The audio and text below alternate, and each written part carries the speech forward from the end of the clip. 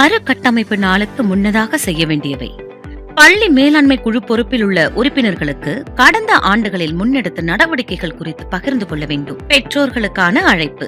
பெற்றோர் விழிப்புணர்வு கூட்ட அழைப்பினை பள்ளியில் படிக்கும் மாணவர்கள் மூலம் அவர்தம் பெற்றோர்களுக்கு தலைமை ஆசிரியர் அனுப்பி வைக்க வேண்டும். வகுப்பாசிரியர்கள் தங்கள் வகுப்பில் படிக்கும் மாணவர்களின் நோட்டு புத்தகத்தில் கூட்டத்திற்கான அழைப்பு விவரத்தை எழுதி அனுப்பி அதில் பெற்றோர்களின் கையொப்பம் பெற்று அவர்களின் பங்களிப்பை உறுதி செய்ய வேண்டும். வாட்ஸ்அப் செய்திகள் மூலம் பள்ளி மேலாண்மை குழு மறுகட்டமைப்பு நடைபெறுவது குறித்து பெற்றோர்களுக்கு அந்தந்த வகுப்பு ஆசிரியர்கள் தெரியப்படுத்துகின்றனர். மாணவர்களின் பெற்றோர்களிடம் ஆசிரியர்கள் தொலைபேசி வாயிலாக தொடர்பு கொண்டு மேலாண்மை குழு மறுகட்டமைப்பு நடைபெறுவது, அதில் அவர்களின் பங்களிப்பின் முக்கியத்துவம் குறித்து தெரியப்படுத்தப்படுகிறது. மக்கள் கூடுகின்ற முக்கிய இடங்களில் பள்ளி மேலாண்மை குழு குறித்த விழிப்புணர்வு பதாகைகள் வைக்கப்படுகின்றது.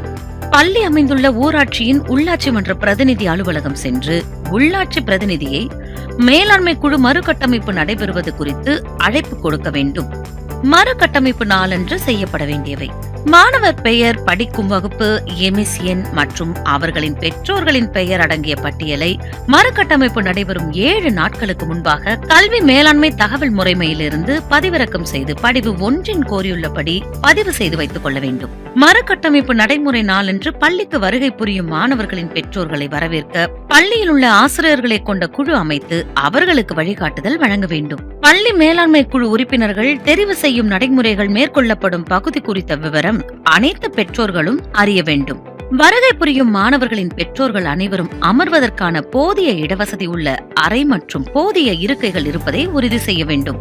இடவசதி இல்லாத நிலையில் வருகை புரியும் மாணவர்களின் பெற்றோர்கள் அனைவரும் அமர்வதற்கு வசதியாக வளாகத்தின் திறந்த வெளியில் ஷாமியானா பந்தல் அமைக்க ஏற்பாடு செய்ய வேண்டும். இடவசதி குறைவாக இருந்தால் தேவை ஏற்படும் பட்சத்தில் 1 முதல் 5ஆம் வகுப்பு மாணவர்களின் பெற்றோர்களை தனியாகவும், 6 முதல் 8 வகுப்புகள், 9லிருந்து 10 வகுப்புகள் மற்றும் 11 மற்றும் 12 வகுப்புகள் படிக்கக்கூடிய மாணவர்களின் பெற்றோர்களை தனித்தனியே அமர செய்ய வேண்டும். தூய்மையான குடிநீர் பள்ளி வளாகத்தில் இருப்பதை உறுதி செய்ய வேண்டும். பள்ளி வளாகத்தில் ஆண்கள் மற்றும் பெண்களுக்கான தனித்தனியான சுகாதாரமான கழிவறைகள் இருப்பதை உறுதி செய்ய வேண்டும். மறுகட்டமைப்பு நிகழ்வு கால அட்டவணை. மறுகட்டமைப்பு நடைமுறைகளை பள்ளி தலைமை ஆசிரியரை வழிநடத்த வேண்டும். பெற்றோரை வரவேற்று வருகையை பதிவு செய்தல். ஏற்கனவே பதிவிறக்கம் செய்து வைத்திருக்கும் எம்எஸ் படிவத்தில் வகுப்பு வாரியாக பெற்றோர்களின் கையொப்பம் பெற வேண்டும்.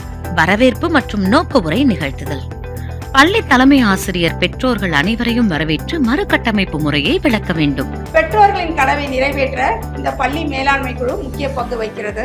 நம்ம பள்ளியில இந்த பள்ளி மேலாண்மை குழு எப்படி நடக்குதுன்னு உங்களுக்கு எல்லாருமே தெரியும். பள்ளி மேலாண்மை குழுல ஒரு 5 துணைக்குழுக்கள் கொண்டு வந்திருக்காங்க.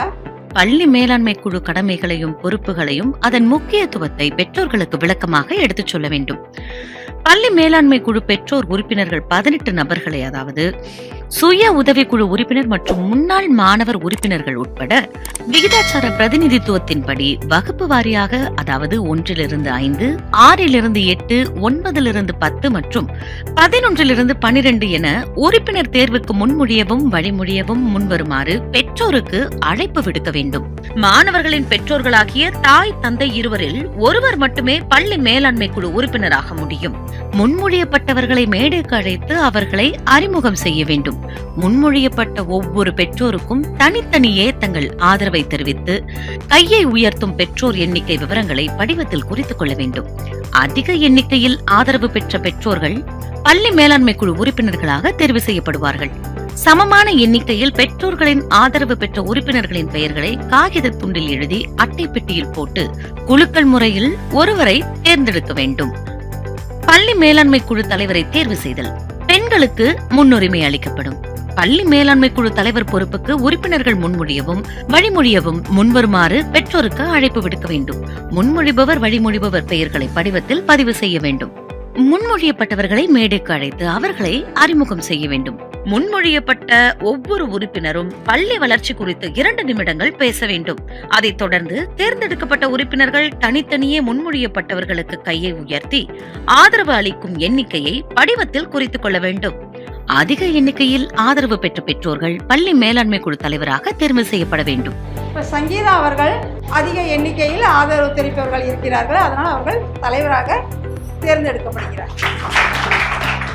சமமான எண்ணிக்கையில் பெற்றோர்களின் ஆதரவு பெற்ற உறுப்பினர்களின் பெயர்களை காகித துண்டில் எழுதி அட்டைப்பெட்டியில் போட்டு குலுக்கல் முறையில் ஒருவரை தேர்ந்தெடுக்க வேண்டும். இவங்க வந்து இப்போது குலுக்கல் முறையில தலைவரா தேர்ந்தெடுக்கப்பட்டிருக்காங்க.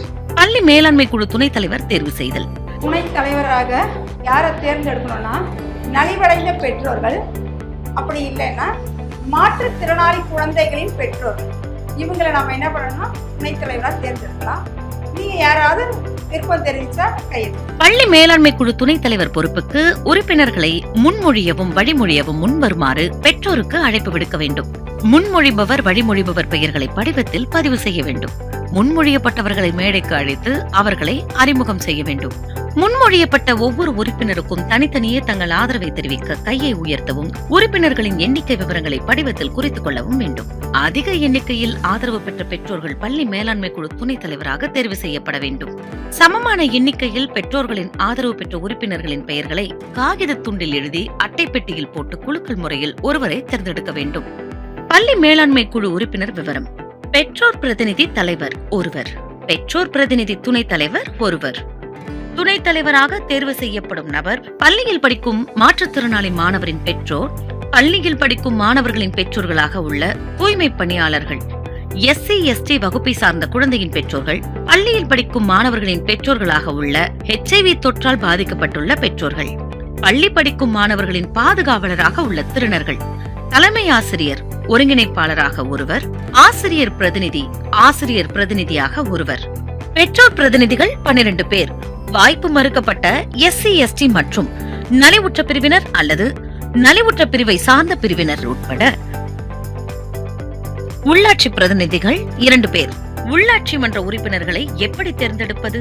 மாநகராட்சி, நகராட்சி, பேரூராட்சி, ஊராட்சி மன்ற அலுவலகத்தில் 2 பிரதிநிதிகளை பள்ளி மேலாண்மை குழுவிற்கு பரிந்துரை செய்யுமாறு தலைமை ஆசிரியர் கடிதம் வழங்க வேண்டும். மறுகட்டமைப்பு நடைபெறும் 3 நாட்களுக்கு முன்னர் உள்ளாட்சி மன்றத்தில் தீர்மானம் நிறைவேற்றி உரிய பிரதிநிதிகளின் விவரத்தை உள்ளாட்சி மன்ற தலைவரிடமிருந்து பள்ளி தலைமை ஆசிரியர் எழுத்து மூலம் பெற வேண்டும். கல்வியாளர் ஒருவர், அதாவது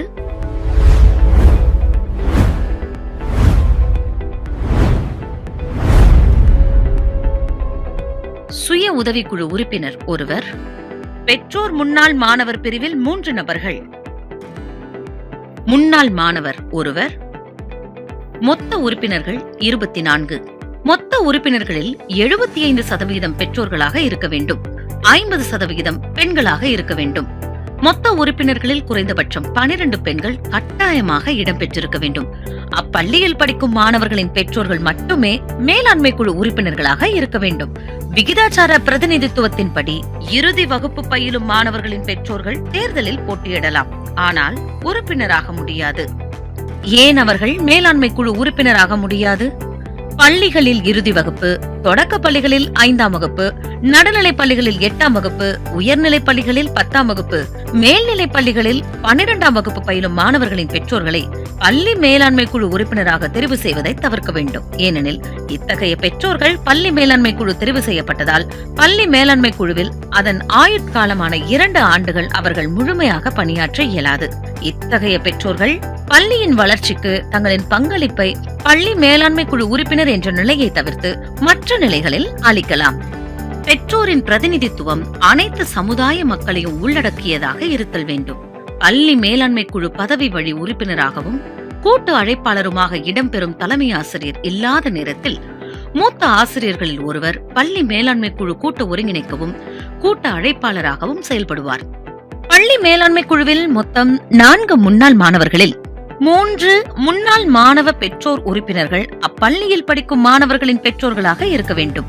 மேலும் அவர்கள் குறைந்தபட்சம் 2 ஆண்டுகள் தமிழ்நாட்டில் உள்ள ஏதேனும் ஒரு அரசு பள்ளியில் பயின்ற பெற்றோர்களாக இருத்தல் வேண்டும். மற்றும் ஒரு முன்னாள் மாணவர் பொது உறுப்பினருக்கு அதே அரசு பள்ளியில் குறைந்தபட்சம் 2 ஆண்டுகள் பயின்ற முன்னாள் மாணவராக இருக்க வேண்டும். குறிப்பாக அவர்கள் தற்பொழுது அப்பள்ளியில் அமைந்திருக்கும் குடியிருப்பு பகுதியில் வசிப்பவராக இருக்க வேண்டும். திருநர், பெண், ஆண் ஆகியோரில் ஒருவர் பொது பிரிவின் கீழ் முன்னாள் மாணவர் உறுப்பினராக தேர்ந்தெடுக்கப்பட வேண்டும். பட்ட படிப்பினை முடித்தவர்களுக்கு முன்னுரிமை அளிக்க வேண்டும். முன்னாள் மாணவர் உறுப்பினராக போட்டியிட யாரும் முன்வராத நிலையில் இப்பதவி காலியாக இருப்பதாக அறிவிக்க வேண்டும். கல்வியாளர் ஒருவர்.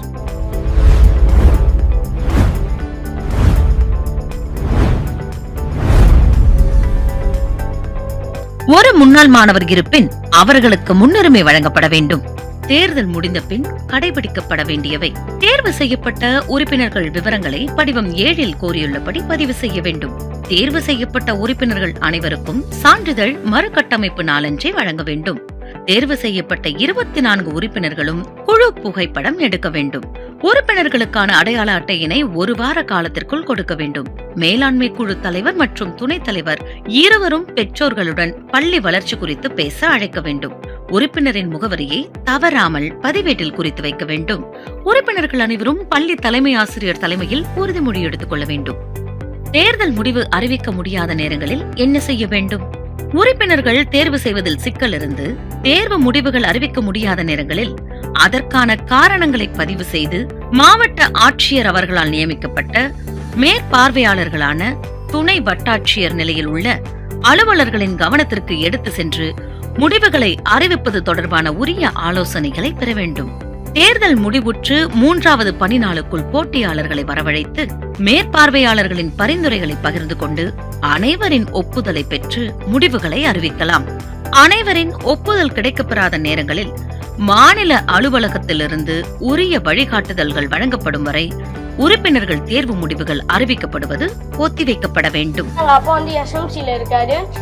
அப்பா வந்து எஸ்எம்சில இருக்கிறதுக்கு முன்னாடி வேலைக்கு போவாரு, வீட்டுக்கு வருவாரு, அவங்க கூட பேசுறாரு. அப்படிதான் நான் பார்த்திருக்கேன். எஸ்எம்சில இருந்தோடனே எல்லா பசங்க கிட்டயும் பேசுறாரு. அவங்களோட குறைகளை வந்து எஸ்எம்சி மீட்டிங்ல வந்து சொல்றாரு. முதல்ல ஸ்கூல் கொண்டு விட வரும்போது காலையில கொண்டு விடுறது, சாயங்காலம் கூட்டு போறது, அந்த வேலை மட்டும் தான் பார்த்துட்டு இருந்தேன். அப்புறமா பள்ளி மேலாண்மைக்குள்ள சேர்ந்த பிறகு எனக்கும் பள்ளிக்கூடத்துக்கும் உள்ள உறவுகள் வந்து அதிகமாயிடுச்சு. எங்க அம்மா வந்து இதுக்கு முன்னாடி ஹவுஸ் ஒய்ஃபா வந்து நான் வந்து பார்த்தேன். ஆனா இப்ப வந்து எங்க அம்மா வந்து ஒரு எஸ்எம்சில உறுப்பினரா இருக்கிறது வந்து எனக்கு ரொம்ப சந்தோஷமா இருக்கு. எனக்கு இது மாதிரி நிறைய வெளியில போய் பண்ணணும்னு ஆசைப்படுவேன், நிறைய பணிகள்லாம் செய்யணும்னு ஆசைப்படுவேன். ஆனா இப்போ இந்த பள்ளி மேலாண்மைக்குள்ள வந்த பிறகு நிறைய நான் அந்த ஸ்கூல்ல இருந்து நிறைய கத்துக்கிட்டேன். இந்த எஸ்எம்சி டீமை உருவாக்குன கல்வித்துறை அமைச்சருக்கும் தமிழ்நாடு முதலமைச்சருக்கும் பள்ளி கல்வித்துறைக்கு என்னுடைய நன்றிகள் தெரிவித்துக்கிறேன்.